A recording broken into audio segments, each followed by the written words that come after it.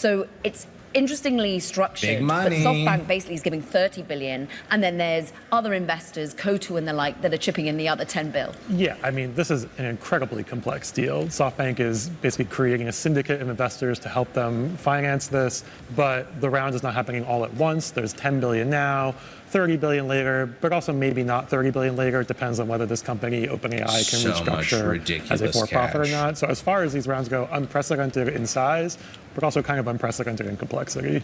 And also a new relationship being formed between Microsoft and OpenAI, because before they were the biggest backer, really. For sure. I think something that's really important to think about with this is how much money do you really need, and not how much money do you really need? And that question is predicated on, do you actually know what needs to be invested in?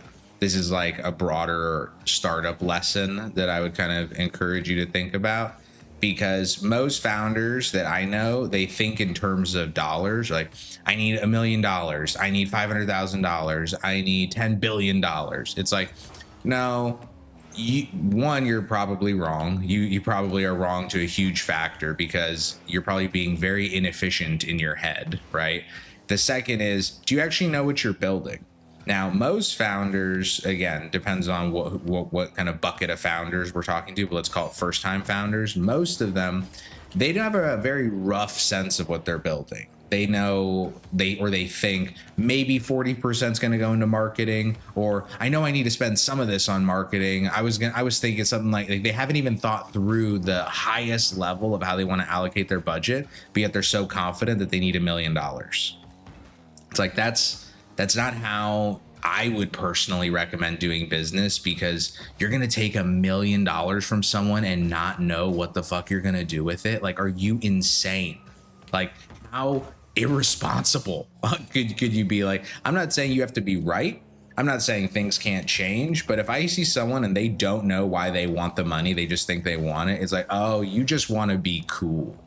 You just want to be like a founder. You want to have a cool Instagram. It's like, that's immediately should be uninvestable, because it just speaks to, what's going to happen to this business. Again, it's a 90% failure rate for a reason. There's a very clear reason for this thing. And it's not just that the market is hard. It's building a company requires not only the market / customers to work with you well, but also the team to work well internally. You can have the best market in the world and great customers, but if you're spending all your money on yacht parties and spending all your money on lawyers that are overcharging you 5x, yeah, you're going to have a bad time. You're going to waste a lot of money. Like, that's the pain with running these massive companies. It should be noted, though, that clearly you don't need a ton of money to run big successful companies, and you don't need tons of employees to run big successful companies, as Twitter, as Steam, as I think it's Perplexity, as the messaging app for drug dealers, Telegram. Like, all of those places, they don't have huge employees as far as I know. I don't think Telegram does either.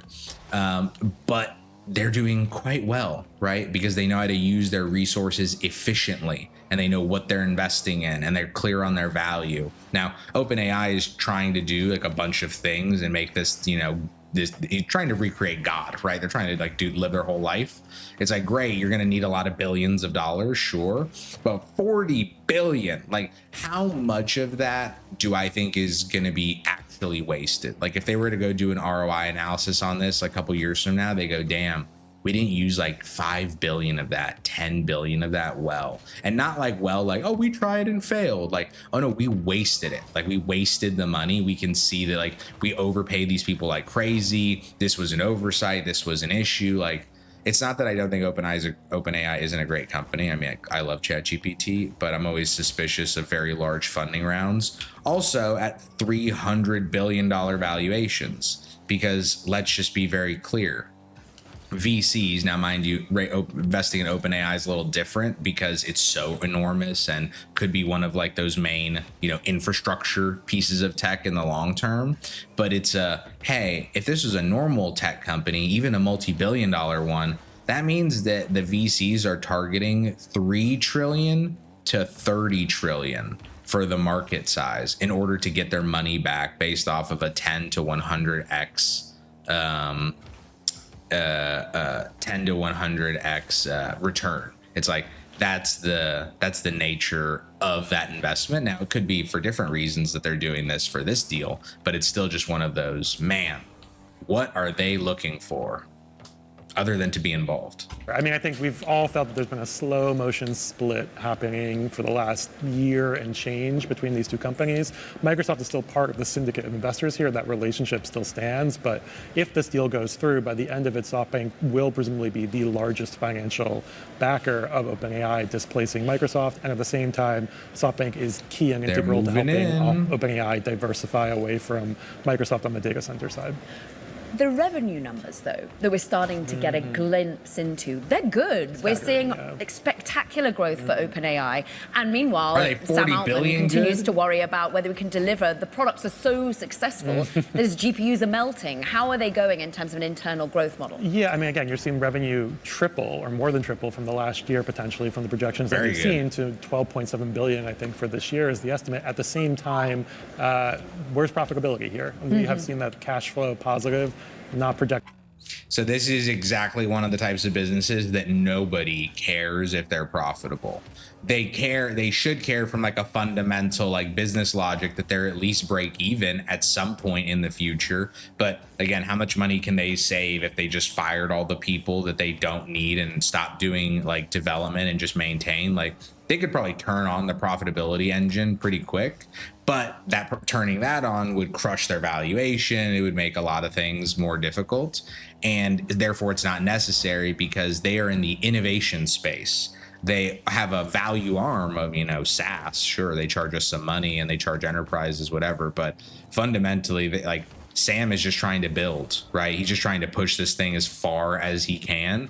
And it's kind of what it looks like. The vibe that I get from him is, I don't really care if I make money because my tech is so cool that people are going to keep investing in it. And I'm trying to push this thing as far as it will go. And then another step.